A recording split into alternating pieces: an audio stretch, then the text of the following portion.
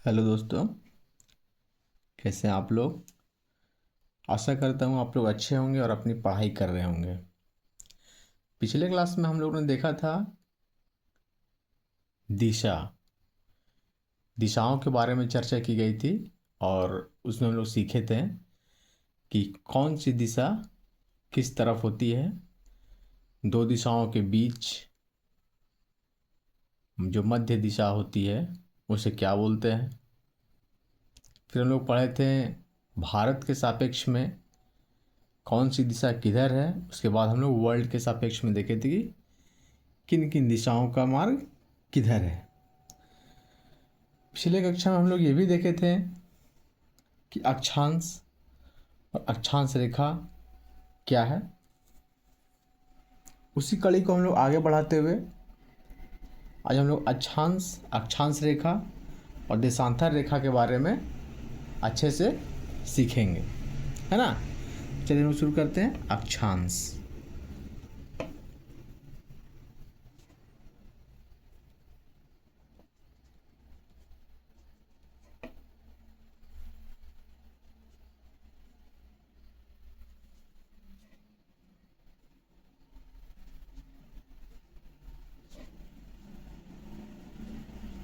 देखिए, अक्षांश और अक्षांश रेखा क्या है ना।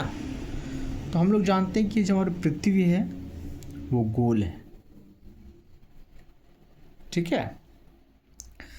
अगर पृथ्वी गोल है और अगर हम इसे बराबर भागों में बांटते हुए एक रेखा खींचें तो ये कुछ जो है यहाँ से मध्य से क्रॉस करेगी, ठीक है। इस काल्पनिक रेखा को जो पृथ्वी को दो बराबर भागों में विभाजित करती है उसे हम लोग नाम देते हैं 0 डिग्री, और इसे हम लोग बोलते हैं विषुवत रेखा। विषुवत रेखा, और इसी को इंग्लिश में बोला जाता है इक्वेटर, ठीक है। वो काल्पनिक रेखा जो पृथ्वी को दो बराबर भागों में बांटती है उसे हम लोग बोलते हैं विषुवत रेखा, ठीक है। तो लोग जानते हैं, हम लोग पढ़े भी थे कि हमारा जो दिशा है ईस्ट है, वेस्ट है, नॉर्थ है और ये साउथ है। तो हम लोग मानेंगे ईस्ट होगा, इधर वेस्ट होगा, ये ऊपर कहीं पे नॉर्थ होगा और ये नीचे होगा साउथ। तो हम लोग यहाँ पे देख रहे हैं ना कि ये जो विषुवत रेखा है वो पृथ्वी को दो भागों में बांट रही है। चूंकि पृथ्वी एक गोले के आकार का है तो ये ऊपरी भाग जो विषुवत रेखा के ऊपरी भाग है और ये विषुवत रेखा के नीचे का जो भाग है, चूंकि ये उत्तर दिशा की ओर है और ये गोले का आधा भाग है, इसीलिए हम लोग इस ऊपर वाले पार्ट को बोलेंगे उत्तरी गोलार्ध,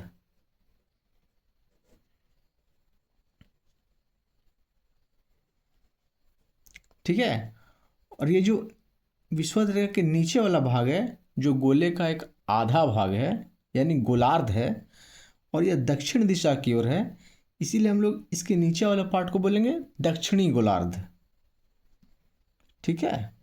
दक्षिणी गोलार्ध, ठीक है, इसको बोलेंगे दक्षिणी गोलार्ध। और चूंकि ये एक गोले के आकार का है तो इसका कहीं ना कहीं पे एक केंद्र बिंदु होगा, है ना। तो मान लेते यहाँ पे एक इसका केंद्र बिंदु है। अब लोग देखते हैं अक्षांश किसको बोलते हैं, है ना। तो अक्षांश क्या है, हाँ, और ये भी हम लोग जानते हैं कि अगर ये गोले का रूप में है तो इसे डिग्री में बांटा जा सकता है। जैसे हम लोग सर्कल में देखते हैं 1 डिग्री, 2 डिग्री, 3 डिग्री, 4 डिग्री, ऐसे करते करते 180 डिग्री, 360 डिग्री, ठीक है। तो हम लोग यहाँ पे देखेंगे क्या है अक्षांश के बारे में, है ना। अक्षांश किसको बोलते हैं,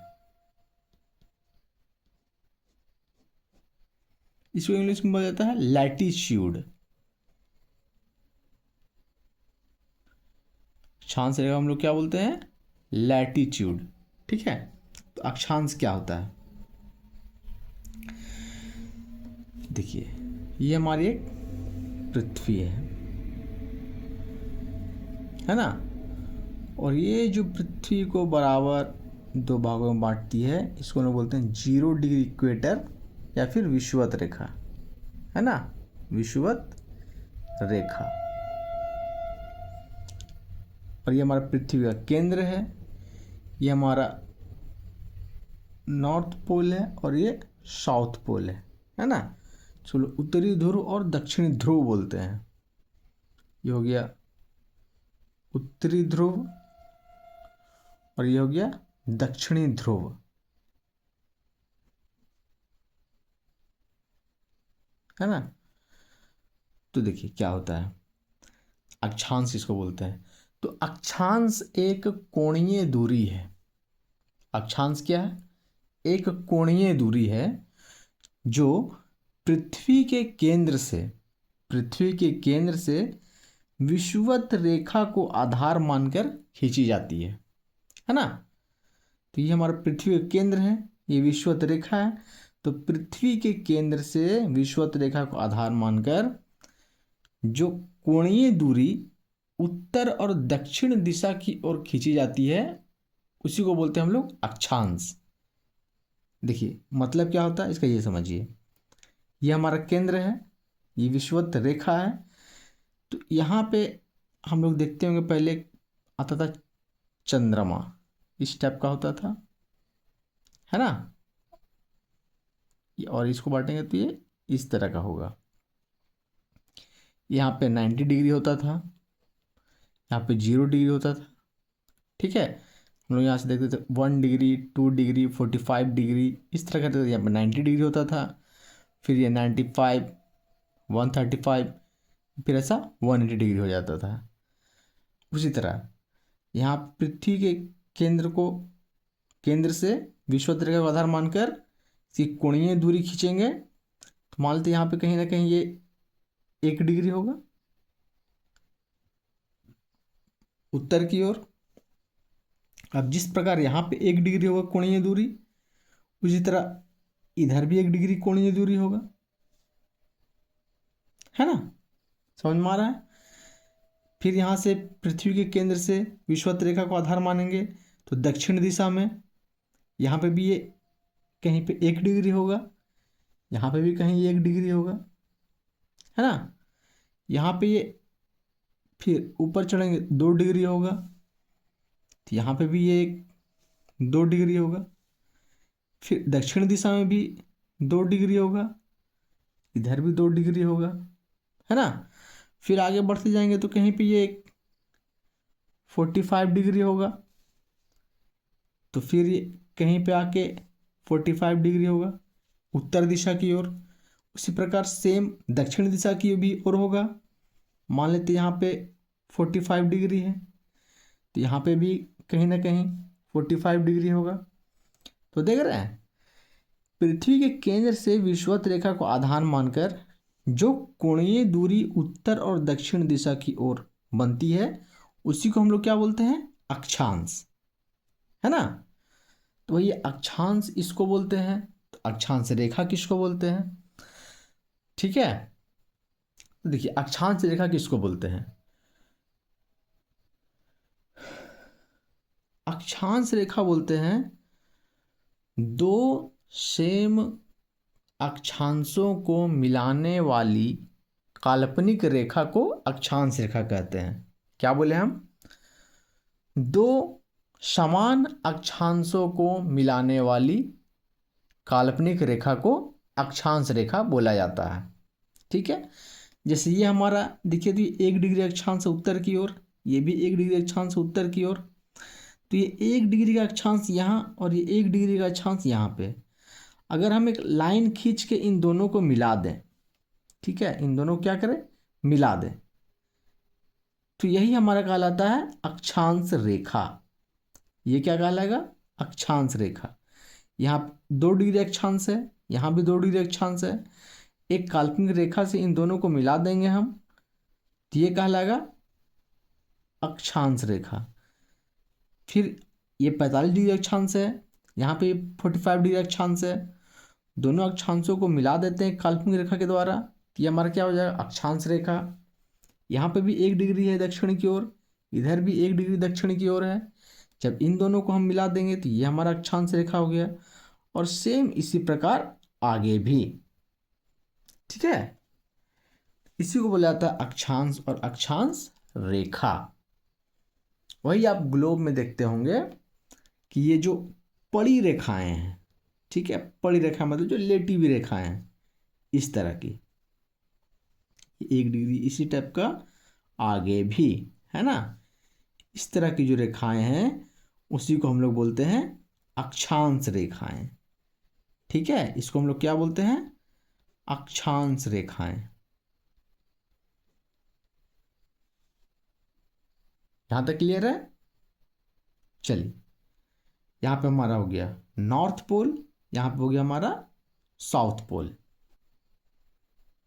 है ना।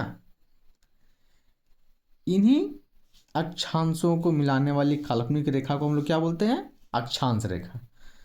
अब आगे देखिए, चूंकि यहां पे 0 डिग्री है, तो यहां पे जब धीरे धीरे हम आगे बढ़ते जाएंगे तो कहीं ना कहीं यहाँ पे आके यहाँ पे 90 डिग्री हो जाएगा, है ना। उस तरह जब यहाँ पे आगे बढ़ते जाएंगे तो यहाँ पे आके 90 डिग्री हो जाएगा। कुछ इस तरह से अगर हम बात करें तो, है ना, यहाँ पे 0 डिग्री होता है, 45 डिग्री, यहाँ पे हो जाएगा 90 डिग्री। इस तरह से हम लोग इसको खींच सकते हैं, है ना। चलिए,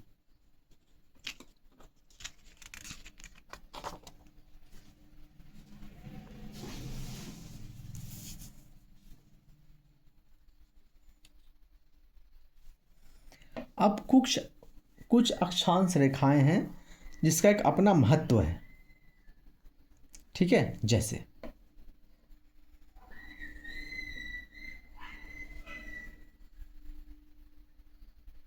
ये हमारी पृथ्वी है, जो एक बीच से जो अक्षांश रेखा है वो 0 डिग्री विषुवत रेखा, यानी कि इक्वेटर। इसी प्रकार 1 डिग्री, 2 डिग्री, 3 डिग्री, 4 डिग्री ऐसे बढ़ते जाएंगे तो कहीं ना कहीं पे 23.5 डिग्री आएगा, ठीक है। ये नॉर्थ हो गया और ये साउथ हो गया, है ना। तो उत्तर की ओर यानी 27.5 डिग्री नॉर्थ। उसी प्रकार जब नीचे आएंगे तो ये 1-2 डिग्री करते करते 27.5 डिग्री साउथ हो जाएगा। फिर आगे बढ़ेंगे 25 डिग्री, 45 डिग्री, इसी तरह आएगा कहीं ना कहीं 66.5 डिग्री। ये ऊपर की ओर है, नॉर्थ की ओर है तो नॉर्थ हो गया, और ये नीचे आएगा 66.5 डिग्री, ये साउथ हो जाएगा। फिर यहाँ पे 90 डिग्री नॉर्थ हो गया, 90 डिग्री साउथ हो गया। तो देखिए इसका अलग अलग नाम है, ठीक है। जैसे 0 डिग्री को हम लोग बोलते हैं विषुवत रेखा,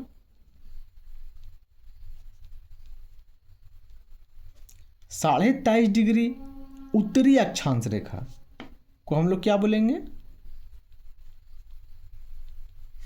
कर्क रेखा।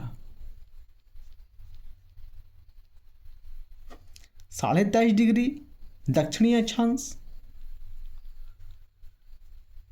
को हम लोग क्या बोलेंगे, मकर रेखा।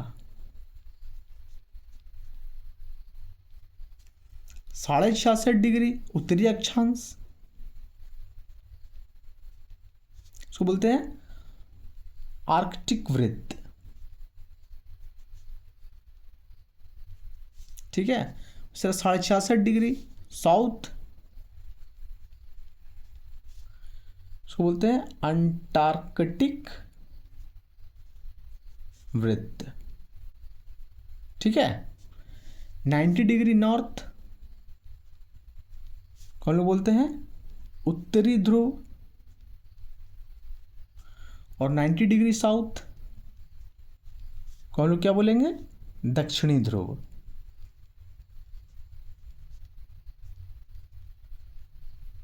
बात समझ में आ रही है? चलिए ठीक है, ये हो गया कि कौन कौन सी अक्षांश रेखा का क्या क्या स्पेसिफिक नाम है। ठीक है, चलिए अब क्या होता है कि ये जो दो अक्षांश रेखाएं हैं, मान लेते हैं कि ये 0 डिग्री है, यहाँ पे 1 डिग्री होगा, 2 डिग्री होगा, इधर भी 1 डिग्री। हमेशा देखेंगे ये नॉर्थ में है तो ये एन लिखाएगा, है ना, और ये साउथ में है तो एस। ये 2 डिग्री साउथ हो गया। तो इन दो अक्षांश रेखाओं के बीच के क्षेत्र को हम लोग क्या बोलते हैं, है ना? दो अक्षांश रेखाओं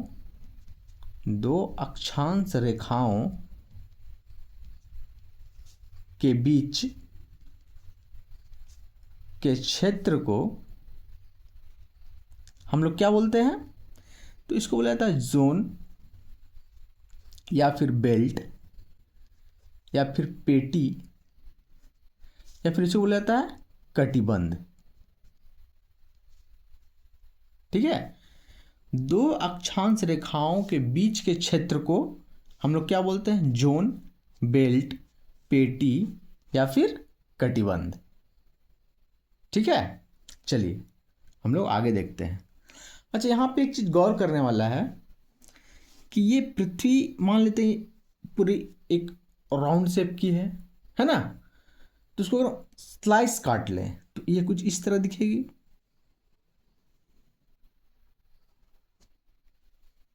ये ऐसा होगा, ये 0 डिग्री होगा, फिर ये ऐसा धीरे धीरे अक्षांश रेखाएं बढ़ती जाएंगी,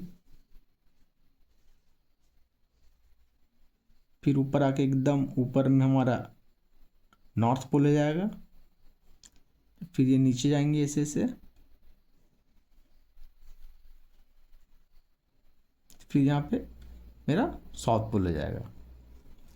तो हम लोग देख रहे हैं, मान लेते हैं एक ऐसे ऐसे सर्कल टाइप का होगा, है ना, इस तरह का कुछ होगा।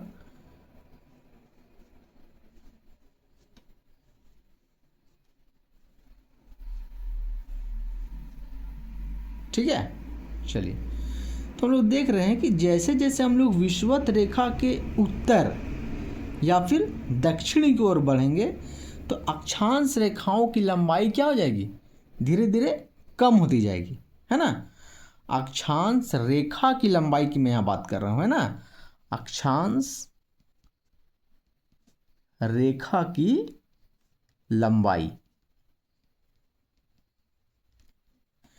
जैसे जैसे हम लोग विषुवत रेखा के ऊपर यानी नॉर्थ साइड या फिर साउथ साइड बढ़ेंगे, उत्तरी ध्रुव और दक्षिणी ध्रुव की ओर चलना प्रारंभ करेंगे, तो हम लोग देखें कि विषुवत रेखा से उत्तरी ध्रुव की ओर जाने पर भी जो हमारी अक्षांश रेखाओं की लंबाई है वो घटते जाती है, और वो घट घट कर जैसे ही हम लोग नॉर्थ पोल पे पहुंचते हैं तो वो एक बिंदु का फॉर्म ले लेती है ना? उसी तरह जैसे हम विषुवत रेखा से नीचे आएंगे तो देखिए यहाँ पे अक्षांश रेखाओं की लंबाई क्या हो रही है? घट रही है, धीरे धीरे धीरे धीरे वो इसकी लंबाई घटते जा रही है, और एक समय ऐसा आएगा जब हम साउथ पोल में जाएंगे तो एक बिंदु के फॉर्म में हम लोग को देखने को मिलेगी। ठीक है, यहाँ ध्यान रहे कि मैं हमेशा यहाँ पे अक्षांश रेखा की लंबाई के बारे में बात कर रहा हूं। ठीक है, चलिए अब एक चीज यहाँ पे गौर करने वाला और चीज है, हम ये क्या देख रहे हैं कि हमारा 0 डिग्री विषुवत रेखा है, फिर यहाँ पे 1 डिग्री नॉर्थ अक्षांश रेखा, फिर 2 डिग्री नॉर्थ अक्षांश रेखा, फिर 0 डिग्री नीचे आएंगे तो 1 डिग्री साउथ अक्षांश रेखा, फिर 2 डिग्री साउथ अक्षांश रेखा आ रही है ना? तो 0 डिग्री और 1 डिग्री के बीच जो दूरी है, ये हम दो अक्षांश के बीच की दूरी की बात कर रहा हूं मैं। यहाँ पे मैं अक्षांश रेखा की लंबाई की बात कर रहा था, जो ये इधर से लेके इधर तक मिला हुआ है ना? लेकिन मैं यहाँ पे क्या बात कर रहा हूं? दो अक्षांश रेखाओं के बीच की दूरी। ये एक अक्षांश रेखा, ये दूसरा अक्षांश रेखा, इन दोनों अक्षांश रेखाओं के बीच की दूरी, है ना? इन दोनों अक्षांश रेखाओं के बीच की दूरी, इन दोनों अक्षांश रेखाओं के बीच की दूरी, इन दोनों अक्षांश रेखाओं के बीच की दूरी। तो आप यहाँ देख रहे होंगे कि हम कहीं भी अक्षांश रेखा पे चले जाए तो दो अक्षांश रेखाओं के बीच की दूरी क्या है, हमेशा एक समान रहती है ना। अगर हम यहाँ से यहाँ पे बात करें, यहाँ पे जो दूरी होगा उतनी ही दूरी इन दो अक्षांश रेखाओं के बीच में होगी, है ना। इन दो अक्षांश रेखाओं के बीच में जितनी दूरी होगी उतनी ही दूरी इन दो अक्षांश रेखाओं के बीच होगी, इन दोनों अक्षांश रेखाओं के बीच होगी। मतलब कि अक्षांश रेखाओं के बीच की दूरी क्या होती है, हमेशा थ्रू आउट पूरी पृथ्वी पर बराबर होती है। मैं क्या बोल रहा हूं,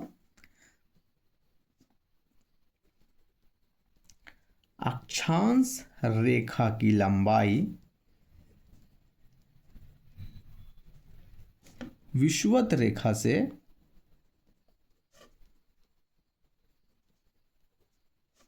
उत्तरी या दक्षिणी ध्रुवों की ओर जाने पर घटती है ना। यहां पे हम अक्षांश रेखा की लंबाई की बात कर रहे हैं, जबकि दो अक्षांश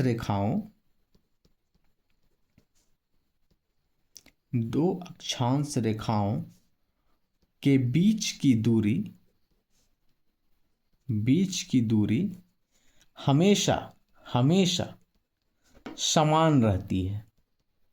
हमेशा क्या रहती है, समान रहती है।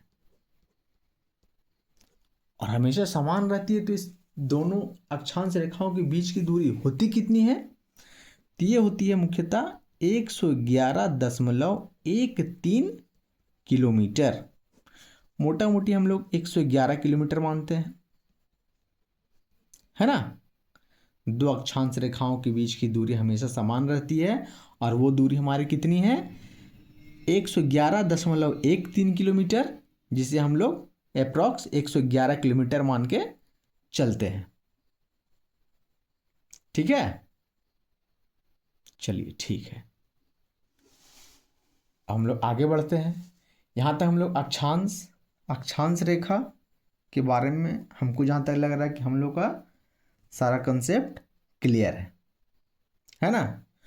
तो हम लोग आगे बढ़ते हैं, देशांतर और देशांतर रेखा के बारे में पढ़ते हैं। चलिए, देशांतर रेखा, लॉन्जिट्यूड,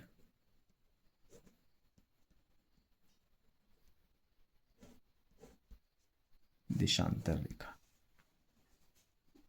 चलिए, देशांतर रेखा किसको बोलते हैं, तो अक्सर आप लोग देखे होंगे ग्लोब जो पृथ्वी का एक लघु प्रतिरूप है ना। ये इस तरह की जो रेखाएं होती है उसको हम लोग अक्षांश रेखा बोलते हैं।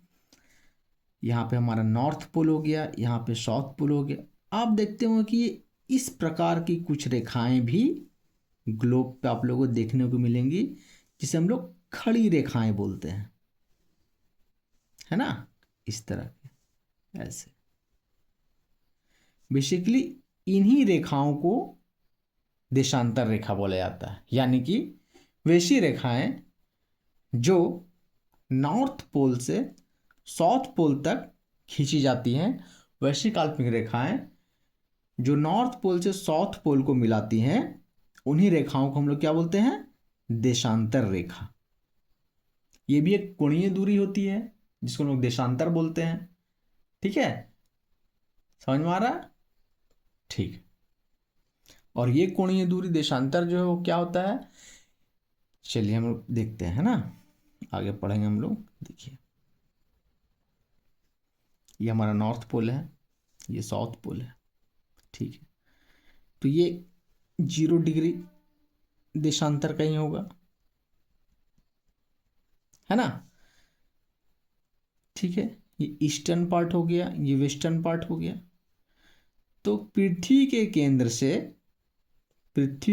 से 0 डिग्री देशांतर को, ठीक है, 0 डिग्री देशांतर को आधार मानकर पूर्व या फिर पश्चिम दिशा में खींची गई कोणीय दूरी क्या कहलाती है? देशांतर। और दो कोणीय दूरी को मिलाने वाली रेखा को हम लोग क्या बोलते हैं? देशांतर रेखा। ठीक है, तो यहां से देखिए इस तरह होगा, ये मिला, ये मिला, ये मिला, ये मिला, इसी तरह आगे भी। तो वही रेखाएं, वो काल्पनिक रेखाएं जो नॉर्थ पोल से शुरू होकर साउथ पोल पर मिलती है, उसको हम लोग क्या बोलते हैं? देशांतर रेखा। ठीक है, चलिए, ये 0 डिग्री देशांतर रेखा है, इसको हम लोग क्या बोलते हैं? याम्योत्तर। इसी को हम लोग प्रधान मध्याह्न रेखा भी कहते हैं, है ना। चलिए, ये 0 डिग्री देशांतर कहाँ से गुजरी है? तो ये ब्रिटेन के ग्रीनविच जगह से गुजरी है ना, ब्रिटेन के ग्रीनविच से। अब देखते हैं देशांतर रेखा का क्या क्या काम है भाई। देशांतर रेखा हम लोग को पढ़ने की जरूरत क्यों पड़ा, है ना। तो इसका कुछ विशेषता उससे पहले हम लोग ध्यान देते हैं। पहली क्या है कि ये विषुवत रेखा है 0 डिग्री, ये देशांतर रेखा है, ये 0 डिग्री है, फिर ये 1 डिग्री, 2 डिग्री, 3 डिग्री, इसी तरह जा जाते। जब ये गोला है, ये 0 डिग्री, उसके उस पर आएगा तो 180 डिग्री हो जाएगा, है ना। तो मतलब यहाँ से लेके इस साइड तक, पूरे गोले तक, इधर 180 डिग्री, ठीक है, इधर इस साइड में 180 डिग्री, ठीक है। चलिए, हाँ, एक चीज़ और, कुल अक्षांश रेखा। अक्षांश के बारे में पढ़ दो, कितनी अक्षांश रेखाएं होती है वो हम लोग थोड़ा सा सीखना, याद नहीं रहा, है ना। कुल अक्षांश रेखा कितना होता है, ठीक है। तो ये पृथ्वी है, ठीक है भाई, ये विषुवत रेखा है। तो देखिए यहाँ से जो ऊपर स्टार्ट करेंगे बनाना, ठीक है, तो ये 0 डिग्री हो गया, एक खुद ये अक्षांश रेखा। ऊपर बढ़ते जाएंगे, ऊपर बढ़ते जाएंगे तो ये इधर 90 डिग्री हो जाएगा, लेकिन 90 डिग्री क्या है? एक बिंदु है, बिंदु है। तो इधर कितना हो जाएगा हमारा? 79, सॉरी 89, ठीक है, प्लस इधर कितना हो जाएगा? 89। तो टोटल अक्षांश रेखाएं कितनी हो गई? टोटल अक्षांश रेखाएं कितनी हो गई? तो 9 9 18 1 19 के 9 हाथ में 1, 8 8 16 1 17, 179 अक्षांश रेखा। अक्षांश रेखा हमारा कितना हो गया? 179। जबकि कुल अक्षांशों की बात करें, अगर हम कुल अक्षांश की बात करें, है ना, कुल अक्षांश की बात करें तो इधर 90, इधर 90 प्लस 1, यानी 90 प्लस 90 प्लस 1, ये कितना हो गया? 181, है ना। कुल अक्षांश 181, कुल अक्षांश रेखाएं 179, ठीक है।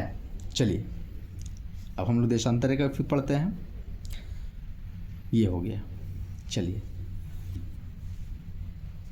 अब देखिए यहाँ देशांतर रेखा है ना, तो इधर 180 डिग्री, इधर 180 डिग्री, और ये बीच में हो गया, ठीक है।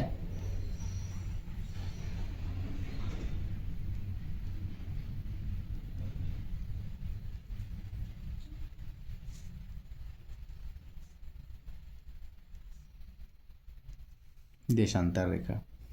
अब बोलते देशांतर रेखा क्या क्या विशेषता है? चलिए यहाँ पे देखिए, यहाँ पे गौर कीजिए, है ना, ये वाला पार्ट इस तरह का कुछ,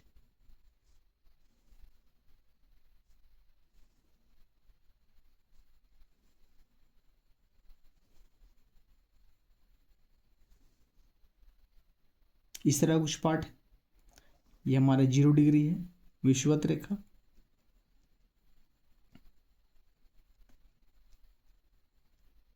यहाँ पे देखिए, अब यहाँ पे हम दो देशांतर के बारे में बात करें, जो दो देशांतर के बारे में, 0 डिग्री, 1 डिग्री, 2 डिग्री।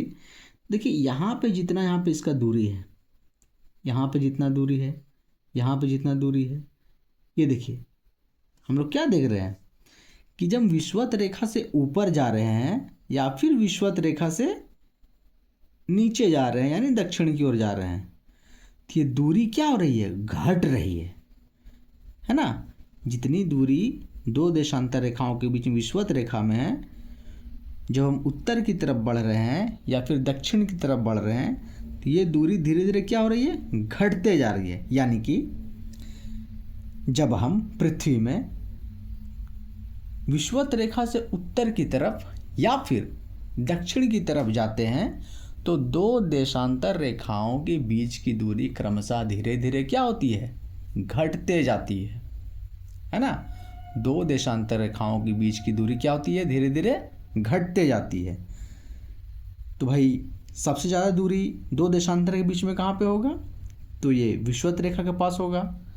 तो विषुवत रेखा के पास दो देशांतर रेखाओं के बीच की दूरी कितनी होती है, तो वो होती है विषुवत रेखा के पास दो देशांतर रेखाओं के बीच की दूरी, दो देशांतर रेखाओं के बीच की दूरी,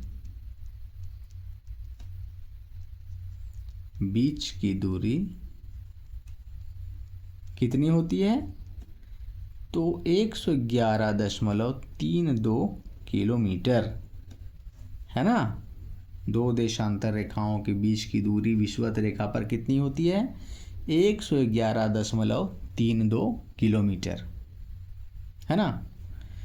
जैसे हम लोग पढ़े थे दो अक्षांशों के बीच के क्षेत्र को क्या बोला जाता है, उसी तरह यहाँ पे दो देशांतर रेखाओं के बीच के क्षेत्र जो है उसको हम लोग क्या बोलते हैं, इसको बोलते हैं गोर, GORE, गोर। दो देशांतर रेखाओं के बीच का जो क्षेत्र का उसको हम लोग क्या बोलते हैं, गोर, है ना। मेरे ख्याल से यहाँ तक आप लोगों को सारी चीज़ें स्पष्ट हो गई होंगी, ठीक है। चलिए अब लोग पढ़ते हैं देशांतर रेखा का क्या सिग्निफिकेंस है ना। देशांतर रेखा का क्या सिग्निफिकेंस है, क्या विशेषता है। तो देशांतर रेखाओं का यूज जो है समय निर्धारण में किया जाता है। देशांतर रेखाओं का यूज किस में है, समय निर्धारण में। देशांतर रेखाओं का प्रयोग समय निर्धारण में किया जाता है।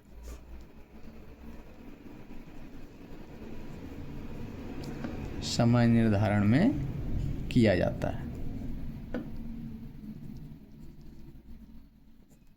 कैसे, बात भी है, चलिए देखते हैं। एक चीज और है ना, जैसे हम लोग अक्षांश रेखा में क्या पढ़े थे, ये उत्तरी अक्षांश, ये दक्षिणी अक्षांश। उस तरह यहाँ पे देशांतर में क्या होगा, यहाँ पे पूर्वी देशांतर, ये पश्चिमी देशांतर है ना। ये पूर्वी देशांतर हो जाएगा 2 डिग्री पूर्व, 3 डिग्री पूर्व, 7 डिग्री पश्चिम, 85 डिग्री पश्चिम, है ना। इस तरह हम लोग देशांतर रेखाओं को पढ़ते हैं। अक्षांश रेखाओं को हम लोग कैसे पढ़ते हैं, 5 डिग्री उत्तर, 3 डिग्री उत्तर, 85 डिग्री उत्तर, 23.5 डिग्री दक्षिण, 85 डिग्री दक्षिण, है ना। लेकिन जब हम देशांतर रेखा की बात करेंगे, देशांतर रेखा में क्या होता है कि जो प्रधान यानी उत्तर रेखा है वो पृथ्वी को 2 बराबर भागों में बांटती है। एक पूर्वी गोलार्ध, ये पूर्वी गोलार्ध हो गया, ये पश्चिमी गोलार्ध हो गया, है ना। उसी प्रकार देशांतर रेखा को किस तरह पढ़ेंगे तब, चूंकि ये 0 डिग्री यानी उत्तर पृथ्वी को 2 भागों में पूर्वी गोलार्ध और पश्चिमी गोलार्ध के भाग में बांट रही है, तो ये 1 डिग्री पूर्वी देशांतर, 5 डिग्री पूर्वी देशांतर, 85 डिग्री पूर्वी देशांतर, 120 डिग्री पूर्वी देशांतर। उसी प्रकार सेम इधर भी पश्चिम की ओर बढ़ेगी, ठीक है। चलिए हम लोग जानेंगे देशांतर रेखाओं का प्रयोग समय निर्धारण में कैसे किया जाता है।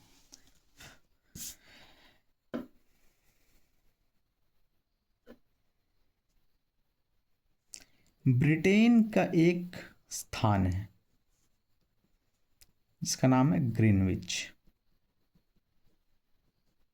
ठीक है, तो ब्रिटेन के ग्रीनविच से जो 0 डिग्री यामी-उत्तर है वो गुजरती है ना। ब्रिटेन के ग्रीनविच जगह से 0 डिग्री जो देशांतर है, जिसको हम लोग यामी-उत्तर बोलते हैं, वो वहीं से गुजरती है और इसी को बेस मानकर हमारा समय का निर्धारण किया जाता है। इसके पूर्वी वाले भाग पूर्वी गोलार्ध हो जाएगा, ईस्टर्न साइड। इसके पश्चिमी वाले भाग पश्चिमी गोलार्ध हो जाएगा, वेस्टर्न साइड। ये वेस्ट हो गया, ये ईस्ट हो गया, है ना। ये देशांतर ऐसे ऐसे करके बटा होगा। ठीक है, इस टाइप का 1 डिग्री 2 डिग्री 3 डिग्री करके, है ना। चलिए अब देखिए कैसे इसका समय का निर्धारण किया जाता है, वो हम लोग पढ़ेंगे, है ना। चूंकि हमारी पृथ्वी जो है वो हम लोग जानते हैं कि अपने अक्ष पे भी घूम रही है, साथ ही साथ पृथ्वी के चारों तरफ भी घूम रही है ना। हमारी जो पृथ्वी है वो अपने अक्ष में भी जो रोटेट करती है ना। ये अपने अक्ष पे भी रोटेट करती है, घूमती है, और साथ ही साथ ये सूर्य के चारों तरफ भी चक्कर लगाती है ना। तो हमारी पृथ्वी जो है वो किस दिशा से किस दिशा की ओर घूमती है, तो हमारी पृथ्वी पश्चिम दिशा से पूर्व दिशा की ओर घूमती है, इस तरह से घूमती है ना। पश्चिम दिशा से पूर्व दिशा की ओर इस तरह से वो घूमती है। ठीक है, चलिए तो अब क्या बोलते हैं, चूंकि ऐसा कुछ नहीं है, ये एक्चुअली माना गया है ताकि हम लोग को समय निर्धारण करने में, एक देश से 2 देशों के बीच में सामंजस्य बैठाने में आसानी हो, है ना। इसी कारण इस तरह का जो सिस्टम बनाया गया है। क्या सिस्टम है देखते हैं। देखिए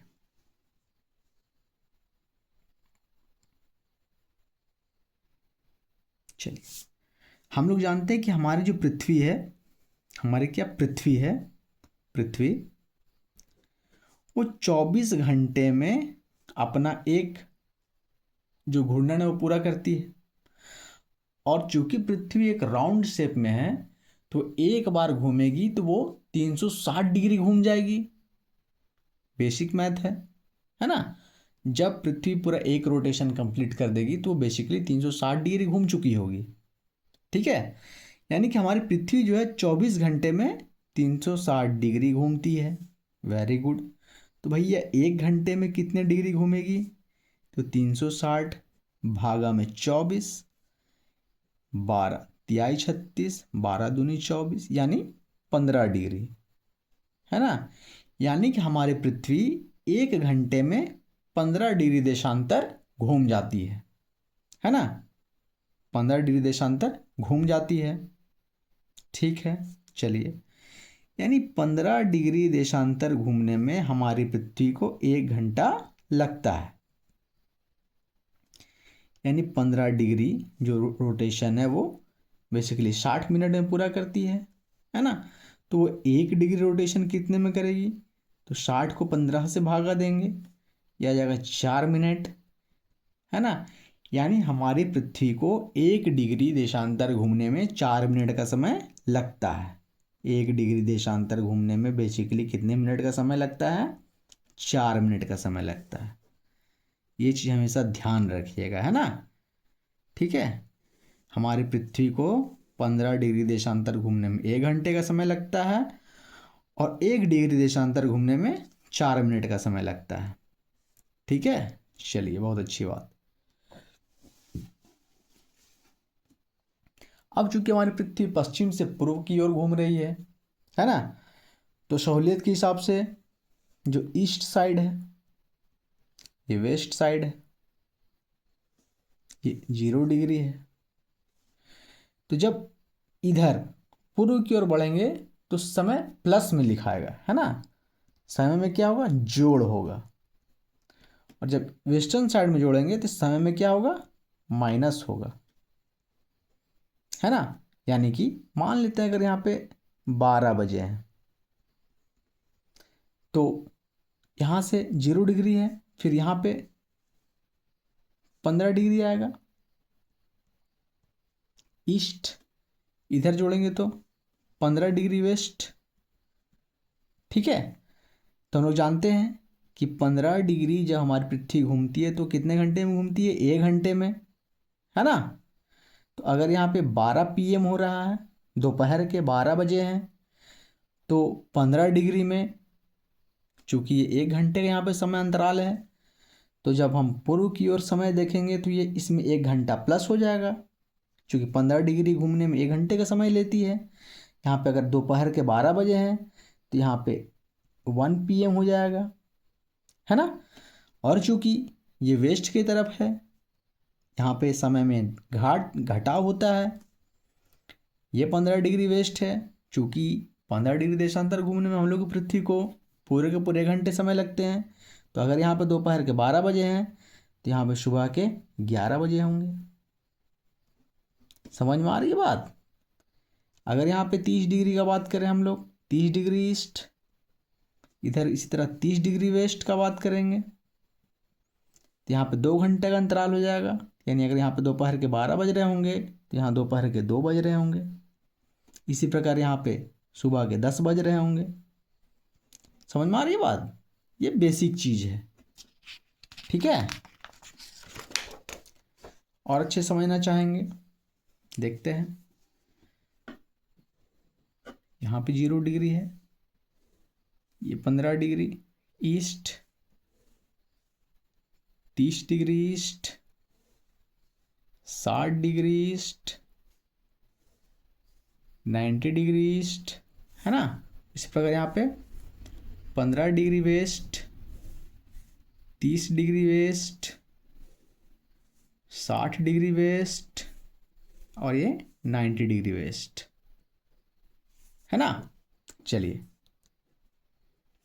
यहाँ पे अगर यहाँ पे दोपहर के 12 बज रहे होंगे तो यहाँ पे 1 PM, 2 PM, 3 PM, ठीक है। इसी तरह होगा 4 PM,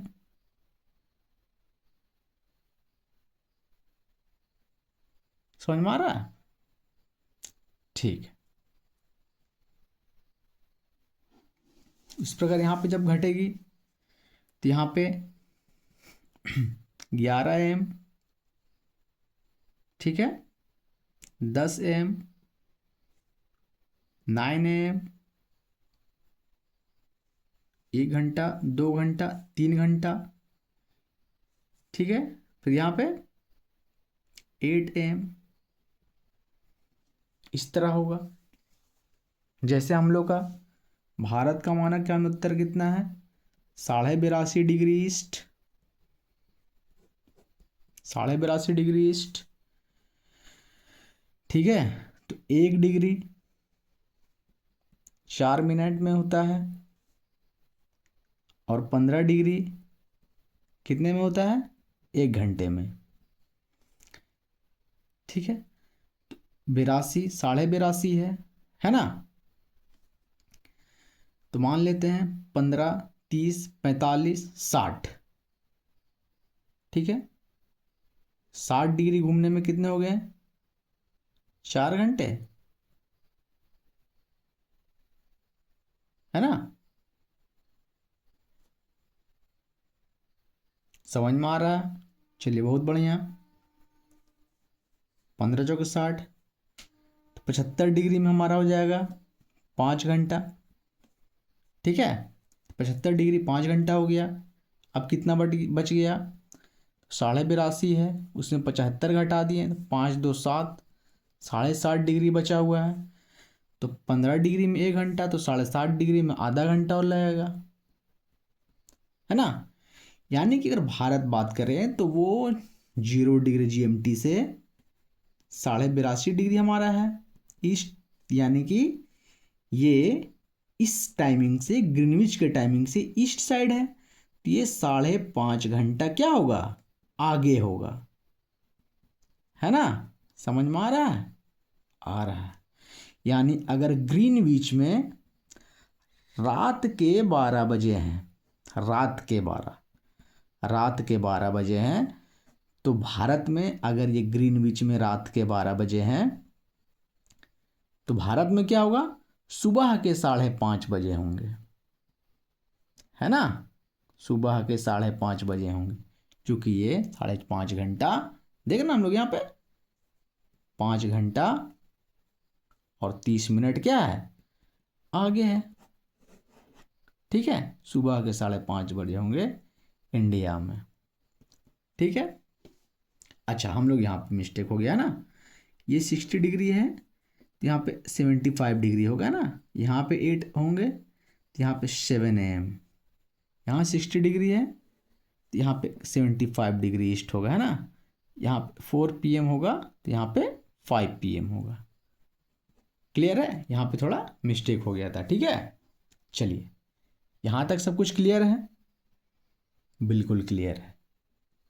ठीक है, ये हम लोग को ध्यान रखना है कि जब ग्रीनविच से ईस्ट डायरेक्शन की ओर बात करेंगे तो समय में प्लस होगा, वेस्ट डायरेक्शन की तरफ बात करेंगे तो समय में क्या होगा, माइनस होगा, घट जाएगा। ठीक है, चलिए आगे बढ़ते हैं। तो मेरे ख्याल से जो है अक्षांश रेखा, देशांतर और देशांतर रेखा कॉन्सेप्ट हमारा क्लियर है। अब हम लोग थोड़ा देखेंगे कोऑर्डिनेट्स क्या होते हैं। जैसे कि हम लोग देखते हैं कि ये जो पृथ्वी है, ये पृथ्वी है ना, ये हमारा अक्षांश रेखा है,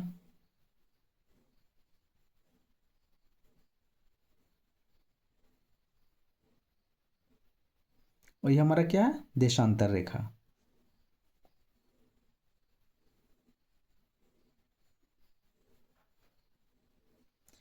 इसका हम लोग यूज करते हैं, किस चीज में यूज करते हैं, तो पृथ्वी के किसी भी भाग में किसी क्षेत्र का एक सटीक डायरेक्शन, सटीक पोजीशन हम लोग को अक्षांश और देशांतर के जो कोऑर्डिनेट्स हैं उसका यूज करके हम लोग को मिलता है ना। वेरी गुड, जैसे हम बोलेंगे 90 डिग्री नॉर्थ, है ना, हम क्या बोले, एक कोऑर्डिनेट्स 90 डिग्री नॉर्थ। अगर हम 90 डिग्री नॉर्थ लिख दिए तो आपको पता चला गया कि यहाँ पे उत्तरी ध्रुव की बात चल रही है।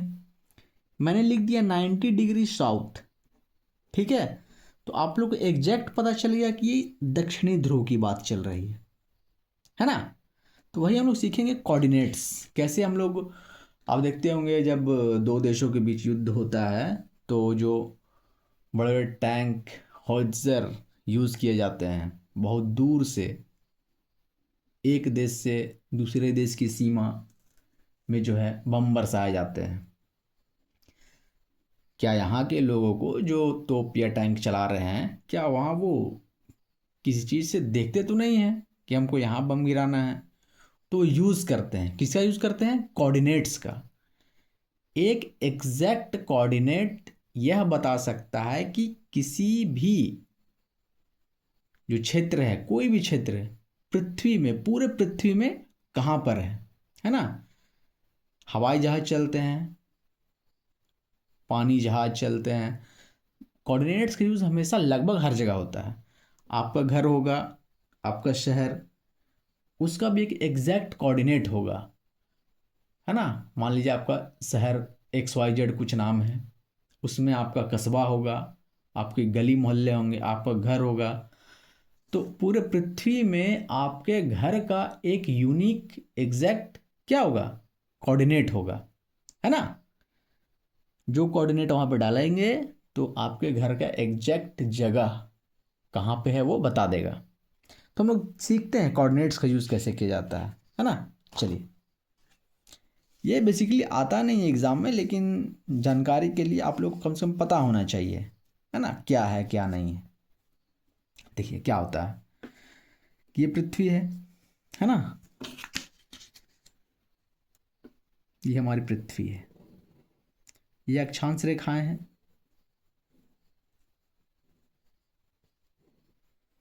और ये देशांतर रेखा है।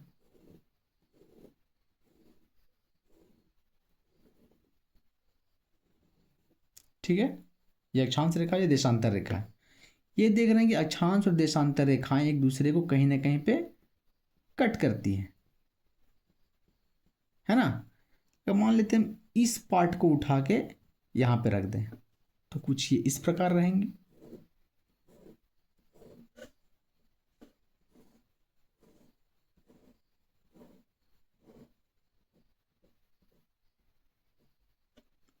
ये क्या है, बेसिकली एक पृथ्वी का ये जो पृथ्वी है उसका ही पार्ट है ना, ये पार्ट है। अब मान लेते हैं ये किसी क्षेत्र को दर्शाता होगा, मान लीजिए भारत में ही ये कोऑर्डिनेट्स पड़ चुके हैं, ये जो अक्षांश और देशांतर रेखाएं वो भारत के ही हैं। और सटीक क्या हो गया भाई, और अच्छा क्या हो गया कि भाई ये हमारे शहर के ही हैं। उससे भी उत्तम क्या हो गया कि एकदम हमारे घर के अगल बगल वाले जो मोहल्ले हैं उसके कोऑर्डिनेट्स हैं। ठीक है, मान लेते हैं कि 0 डिग्री कोऑर्डिनेट है, 0 डिग्री अक्षांश है, 1 डिग्री अक्षांश है, 2 डिग्री अक्षांश है, 3 डिग्री अक्षांश है। ये भाई 5 डिग्री देशांतर है, 6 डिग्री है, 4 डिग्री है, 3 डिग्री है। इस टाइप का ये हमारा क्षेत्र का ये अक्षांश और देशांतर का क्रॉस सेक्शन है ना। चलिए देखते हैं। अब मान लीजिए हमारा घर एग्जैक्ट यहाँ पर है, हमारा घर क्या है, यहाँ पे पड़ता है ना। तो जब हम अपने घर को बताएंगे कोऑर्डिनेट से तो कैसे बताएंगे, ठीक है। तो देखते हैं ये 0 डिग्री है तो ऊपर का सारा क्या हो जाएगा हमारा नॉर्थ में हो जाएगा, नॉर्थ डायरेक्शन। अब मान लेते हैं यहाँ पे कहीं ना कहीं पे यहाँ पे 0 डिग्री होगा, है ना। तो इधर क्या हो जाएगा, ईस्ट हो जाएगा, ईस्टर्न पार्ट। ठीक है, तो ये घर हमारा क्या है 2 डिग्री नॉर्थ, ठीक है, और 5 डिग्री वेस्ट, ये है ना। जब हम 2 डिग्री ऊपर नॉर्थ की ओर जाएंगे और 5 डिग्री ईस्ट की ओर जाएंगे, सॉरी 5 डिग्री ईस्ट ईस्टर्न की ओर जाएंगे तो हमारा घर मिल जाएगा, है ना। अगर मान लीजिए हमारा घर यहाँ पे है, मेरे दोस्त का घर यहाँ पे है, ठीक है, तो क्या बोलेंगे 3 डिग्री नॉर्थ और 4 डिग्री ईस्ट। बात समझ में आ रही है। इसी प्रकार यहाँ का बात करेंगे, यहाँ का भी कुछ 1 डिग्री नॉर्थ 3 डिग्री ईस्ट। अगर नीचे का बात करते हैं, मान लीजिए नीचे होगा इस तरह और ये इस तरह इधर फैला होगा वेस्टर्न साइड, ये वेस्टर्न साइड है, ये सदर्न साइड है। मान लेते हैं यहाँ पे रहता है, ठीक है। मान लीजिए 0 डिग्री है, 5 डिग्री है, 45 डिग्री है, 3 डिग्री है, मान लेते हैं ये 68 डिग्री है ना। ये मान लेते हैं हमारा 4 डिग्री है, 45 डिग्री है, मान लेते हैं 70 डिग्री है। और हमारा घर जस्ट यहाँ पे है, हमारा घर कहाँ है, यहाँ पे है। तो हम कैसे बोलेंगे, ठीक है कोई बात नहीं, ये 45 डिग्री 45 डिग्री साउथ है तो इधर नॉर्थ था, इधर साउथ हो जाएगा। और क्या है 4 डिग्री वेस्ट, तो हम एग्जैक्ट बता सकते हैं कि हमारा घर कहाँ है। तो जब इसका मतलब क्या है कि जब हम 45 डिग्री दक्षिणी अक्षांश बढ़ेंगे, 45 डिग्री दक्षिणी अक्षांश और 4 डिग्री पश्चिमी देशांतर बढ़ेंगे, तो जहाँ पे पोजीशन होगा वहाँ पे हमारा घर होगा। ये बात क्लियर है, ठीक है भाई, उतना डीप इसमें हम जाएंगे नहीं, है ना। और बात करते हैं अगर, तो आप बोलिएगा सर अगर हमारा घर यहाँ बीच में रहा तो क्या करेंगे, ये 1 डिग्री और 2 डिग्री के बीच यहाँ रहा तो क्या करेंगे। चूँकि इन दोनों के बीच तो बहुत ज़्यादा दूरी है, ऐसा नहीं है कि ये 1-2 मीटर की दूरी है तो किलोमीटर में है ना। इन दोनों के बीच की दूरी ऐसा तो नहीं है कि बहुत कम है, 100 मीटर 50 मीटर, ये भी दूरी किलोमीटर्स में है ना।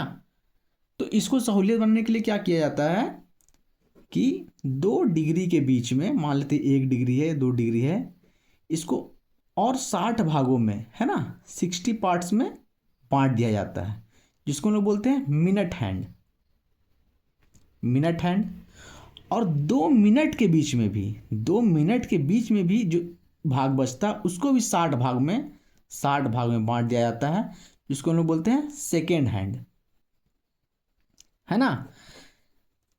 ठीक है, तो इससे क्या होता है कि बहुत बड़े क्षेत्र को छोटे छोटे भाग में बांट दिया जाता है, जिससे किसी भी क्षेत्र का एग्जैक्ट पोजीशन जानने में और ज़्यादा सुविधा होती है, एक्यूरेसी बढ़ जाती है।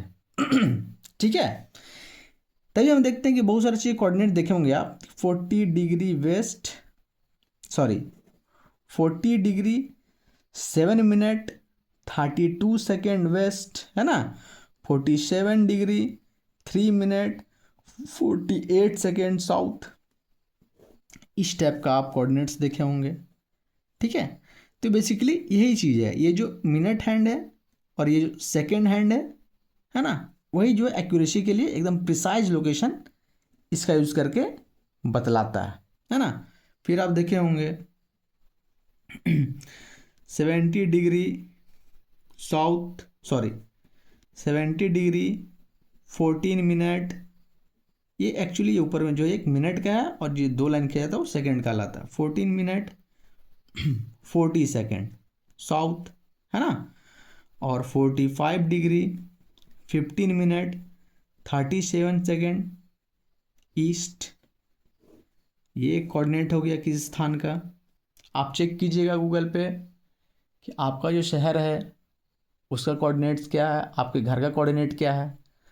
मान लीजिए आप कहीं भी जाएं, पूरे विश्व में आप कहीं भी जाएंगे, आपको कुछ भी भाषा नहीं आती है और अगर वहाँ के लोग पढ़े लिखे हों, ठीक है, और आप अपने घर का एड्रेस ना बता पा रहे हो, किसी कारणवश ऐसा होता नहीं है, फिर भी अगर हम मान लेते हैं, है ना, तो अगर आप कोऑर्डिनेट्स आपको याद है अपने स्थान का, अपने क्षेत्र का, तो आप उस कोऑर्डिनेट्स को वहाँ पे बताएंगे तो उससे उनको ये पता चल जाएगा एग्जैक्ट कि आपका जो घर है किस देश में है, किस राज्य में है, किस शहर मोहल्ला या फिर किस गली में है ना। आपको वहाँ पे डिपोर्ट कर देंगे, पहुँचा देंगे एम्बेसी के थ्रू, जैसे कोई मीडियम हो, है ना।